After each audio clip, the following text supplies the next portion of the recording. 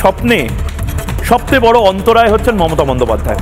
প্রধানমন্ত্রী নরেন্দ্র মোদী কালকে আসছেন, কিন্তু এখনো অব্দি আমরা জানি না। আমরা এটা জেনে গেছি যে মমতা বন্দ্যোপাধ্যায় সাসপেন্ড করতে বলা হয়েছিল এবং এফআইআর করতে বলা হয়েছিল ডাব্লিউবিসিএস অফিসারদেরকে, এফআইআরটা করেননি এখনো। আরেকটা জিনিসও আমরা জানি না, আমরা জানি না মুখ্যমন্ত্রী মমতা বন্দ্যোপাধ্যায় কাল মঞ্চ শেয়ার করবেন কিনা প্রধানমন্ত্রী নরেন্দ্র মোদীর সাথে। মমতা বন্দ্যোপাধ্যায় কি এই বাংলায় উন্নয়নের জন্য সবচেয়ে বড় অন্তরায়? আজ তার জবাব চায় বাংলা। কাল মোদীর সঙ্গে এক মঞ্চে সম্ভবত থাকছেন না মমতা বন্দ্যোপাধ্যায়।